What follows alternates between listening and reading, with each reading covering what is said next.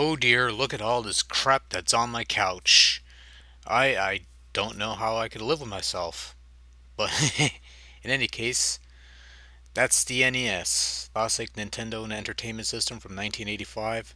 These are all my clone systems of that very system, which I've gathered over the years because, hell, I like to blow money.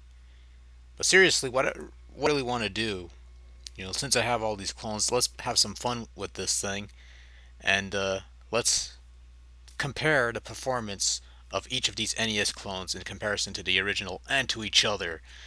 And we're going to be just going through all of these clone systems. Well, most of these clone systems, the two FC Twin models that I have there, pretty much do the same thing. But I will compare the retro duos, the 2.0 and the 3.0 that I got over there. We'll be comparing that. Basically, what I do whenever I get a new clone system or any NES aftermarket system is I play Super Mario Brothers.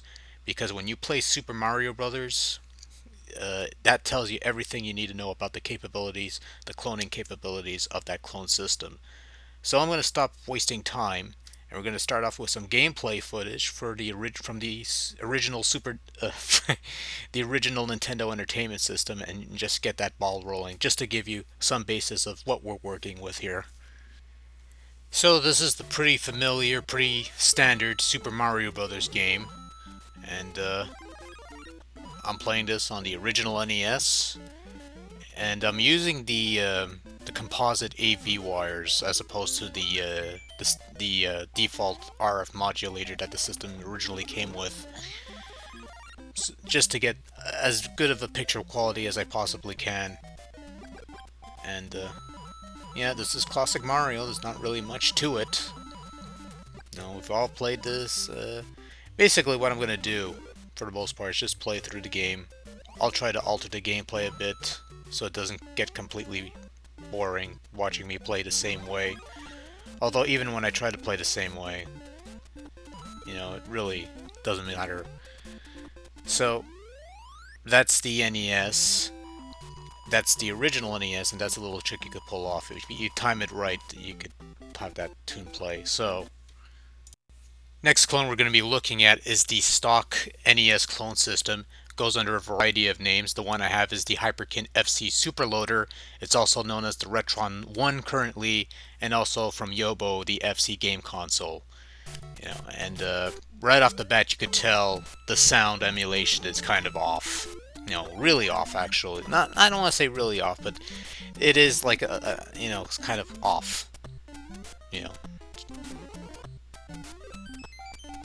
like so. Some of the objects, there's also kind of like a sharpness, roughness to the graphics. Some of the colors are us. You note that the sky's sort of a purplish violet color as opposed to the blue in the NES original. And not really a whole lot to say. It's just it's a matter of if some games you notice, some games you don't. It's like there is a big, but the difference is there. It depends on what you play. But you play like a Mario or something like that, it's noticeable right away. And did the same trick again.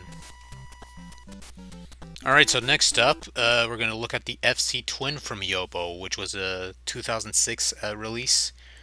Twin's NES, Super NES clone system. It's the one that I play the most, and there's this SNES Mini, which the FC Twin sort of takes inspiration as far as its design go. You could right away you could see that the colors are closer to the NES, and the sound as well. And I think like the Twin certainly nails it in regards to the sound emulation, and to a certain extent the picture emulation as well. Like the colors, the blue is more true with the NES side. Just about the only thing that's could be a bit of a distraction are the vertical lines, but most of the clones have that anyways. And I think even the top-loading NES has that, the official one I mean. The one that once sold for like $40-50 and now sells for like a shitload of money now. But yeah, the FC Twin, for me, was the best NES experience I got out of all the clones. It's the one that I play the most often, all of my NES games on that. So, out of all the clones, it's my favorite. So next up we have the Yobo Factor 5, which is essentially a redesign of their earlier FC game console, aka the square one I just showed you, the stock one. The only difference is that this one came with a gun and a 5-in-1 game cartridge, but the cartridge didn't work when I got it, so I got rid of it. But I kept the console for some reason. Anyways, since it's just a re-release of the pre-existing superloader, you get the same sound quality. Also, the purple sky is a little more intense than on the other one, which is kind of a surprise. The text is kind of bolder. The sprites are a little more sharper. I don't want to say sharp. Is sharp the right word? But it's sort of like, rougher around the edges, so to speak. Probably sharp. That's what I wanted to use, like rougher around the edges. It's not smooth, so to speak, especially when you look up close. But for the most part, it's your usual NES-On-A-Chip thing. The same as if you were to get one of those box NES clone things. Except it looks much more nicer. It's white and stuff, I suppose. In any case, next up we're gonna look at the Power Player, which is a common plug-and-play thing. And this comes with 120 games in one, but actually has half as much. And there's also a cartridge slot so you could play Famicom games. Coincidentally enough, normally these things look like N64 controllers, but this one looks like a Dreamcast controller. Here's a Dreamcast controller just for comparison's sake. Anyways, Super Mario is one of the built-in games, so we're going to be using that version. And you're going to see that the picture quality is a lot... Is softer the right word? Probably a little softer. A little softer. It's like somebody put like oil on the screen and it's sort of just blurry, so to speak. It's a little too soft. But on the other hand, the sky's not as purple as the Factor 5. I think it's more on par with the other clone system stuff. And again, sound emulation is not all that great. The only real pain in the ass with the Power Player is that the D-pad's not all that great. It's a pretty crummy D-pad actually. But it sort of works. You could play with the analog stick if you want. Although it's not really an analog stick, but it's much more comfortable at times. At least I like to think so. Anyways, I used to have this months ago, but then I eventually got rid of it. So most of it's based on memory. But, yeah, usual. Anyways, next up is the Techline Miracle X Korean Famiclone. It's capable of playing Famicom games, but also comes with what it advertises as about 600 games. It only has about like 30 or 40 unique games. I don't recall the actual number. I recently did a 6-part overview, so if you want more details on that, you could check that out. But in the meantime, we're here to play Super Mario, which is one of the built-in games. Good luck trying to find it because it's all, unless you're fluent in Korean, in which case. Anyways, this actually surprised me because I figured it'd be more like a Famiclone, like one of those FC Superloader things. But this is almost spot on with the original NES. The sound's accurate, the colors are accurate, and there's no lines even. That's kind of surprising. I'm sure they're there, they're just very, very... But no, not even any lines, which is very good. Interesting thing about this, even though that it has like a stereo, it has the composite, the AV cables are like, there's like 3 prongs. It only comes out of 1 channel, so I had to merge the channel, and this thing's really loud. There's some sound glitches here, but for the most part, it's kind of accurate to the original. No complaints. Next up is the Retro Duo. This is the 2.0 version. And this was a notable clone because it was one of the few clone systems that were capable of playing Castlevania 3, which is a game that most clones couldn't play.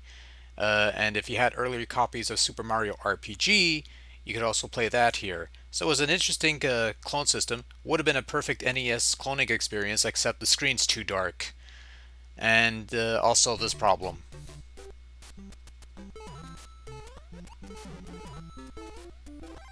You'll note that the sound, it almost sounds like it's almost on par with the NES, sort of like the FC Twin, except it's kind of muffled. And I don't know if it's wiring or anything like that, but it's just really, really bad. Like, it sounds terrible, almost ear grating to a point. which is a bit of a shame because, you know, the increased compatibility should have made it a winner, but, ugh, you know, I know some people will prefer this over the Twin. I kind of prefer the Twin because at the end of the day, it has the sound's a lot better. You know, sound on this thing is sort of like crap. Strangely enough, this only applies to the NES side. If you were to play the games on the Super Nintendo, you know, sounds fine. But on the NES side, it just sounds like crap, which is a shame. Next up, we have the Yobo FC3 Plus, which is, I believe, the first clone system capable of playing NES, Super NES, and Sega Genesis all under the same console. I did an overview of this. If you want more details, you could go there. But for the most part, it comes with a proprietary controller. The A acts as the B button, the B acts as the A button, and the C button acts as B and A at the same time. As a result, controls are kind of, you know, confusing at first, especially when you're playing games like Super Mario, where you're used to B and A being B and A and not A and B. Wait, what? How did that turn out? I don't know. I'm confused. What button does what? What? What? Oh no! Yeah, yeah. It's the confusion of the button mapping that makes the. But for the most part, you know, once you get the hang of it, it's sort of playable. But it's probably not my favorite controller to use. You know, and I mean by using, not necessarily from a comfort standpoint, because it's a really nice controller, but it sort of does kill it. As far as the capabilities go, well, it's sort of the downgrade from the FC Twin or even the Retro Duo even. You know, it has the purple sky, the sound quality is sort of inferior, and yeah, that's pretty much it. Not much else to say in this regard. Next up, we have the Hyperkin Retron 3, which is another 3-in-1 console. The big selling point with this clone system is that you could actually use the actual original controllers for the various consoles. So you could use Genesis controllers for Genesis games, NES controllers for NES games, and Super Nintendo controllers for Super Nintendo games. And you need the respective controllers to play the respective games, because otherwise it won't work. For the most part, it's pretty much the same as the FC3. You know, inferior sound quality, purple sky, and the graphics are kind of sharp, too sharp, rough for my taste, kind of. Although to be fair, what I have is actually an earlier model of the Retron 3. Apparently, they released a revised version, which there's slightly better compatibility, which means I'm assuming that the emulation of the sound and the colors are a lot better than what I have here. But in the initial outing, it's not all that great. But on the other hand, it's kind of harmless, so eh. What else can I tell you? At least you could use the actual controllers. So next up we have the Retro Duo, the 3.0 version, the recent one that came out just a short one in 2011. Uh, Pretty much the overall same design. They replaced the logo, and the other improvement that they made to this was that they swapped the glossy controllers that the 2.0 came with the standard plastic controllers, which sort of resemble and feel a lot better, you know, compared to the other ones, which felt glossy, stiff, and uncomfortable. Uh, on the other hand, though, the screen's gotten darker since the 2.0. But if they fix the sound, it's sort of an improvement, right?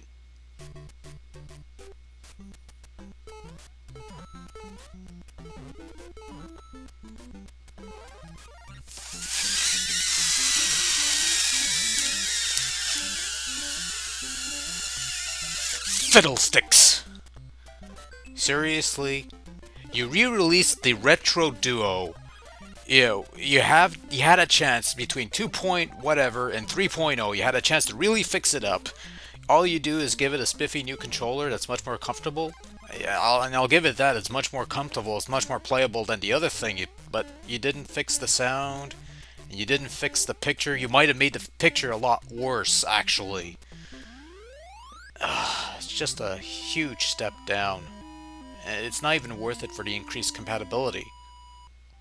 Actually, you know what? Just for a lark there, let's throw in the Wii Virtual Console. See how that performs.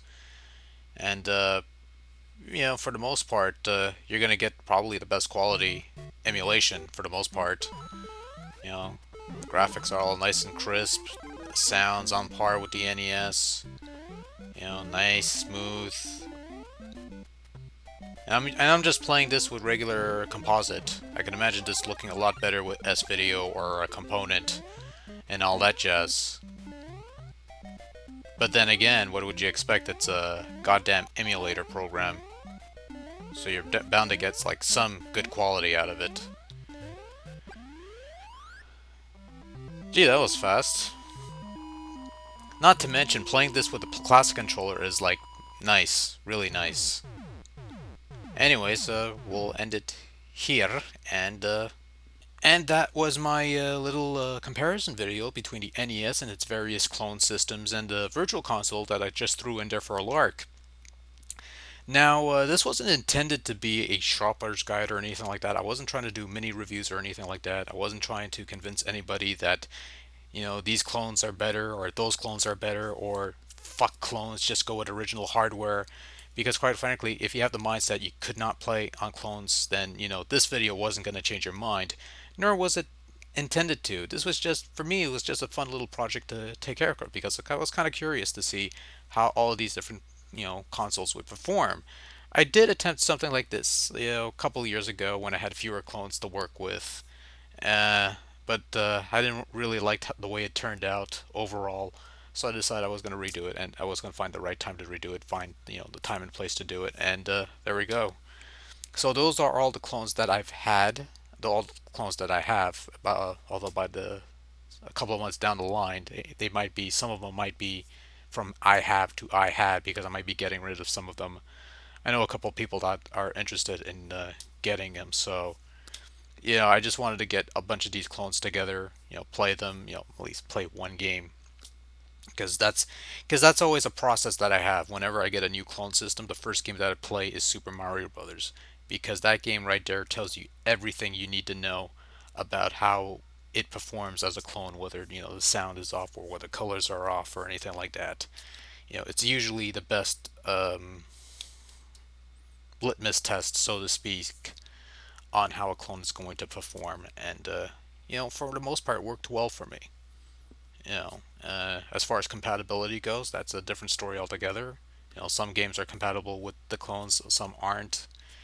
Obviously, if you wanted the best compatibility rate, you would try and track down the original consoles, because those are always winners. But then again, sometimes you don't want to deal with an NES that, the connectors are bent up, and you don't want to have to put up with having to take the thing apart and replacing the connectors or bending the connectors or whatever bullshit you have to deal with. Because I know I don't. That's why I usually just stick with the clones, and the NES I just put aside and I, save for special occasions. Because, at the end of the day, I just want to play the damn games. I don't want to perform fucking surgery on the thing. But that was my mini rant that I decided just to throw out there and sort of justify the fact that I just surpassed 15 minutes with this video, which is something I wasn't aiming to make this a lot longer than it needed to be, but it is what it is. So this is ostensibly the longest video that I posted, or that I've put together thus far, unless you count the two-part Mario All-Stars review, which I merged together and put it on Daily Motion, but nah, I wouldn't count that. This is technically the longest video done. So anyways, that, like I said, that was my just a fun project that I decided to put together, and if you stuck through the whole thing, I thank you, and that's it. Thanks for watching. Until next time, take care, and I'm gonna start prepping for a garage sale. So till then, take care. Good night.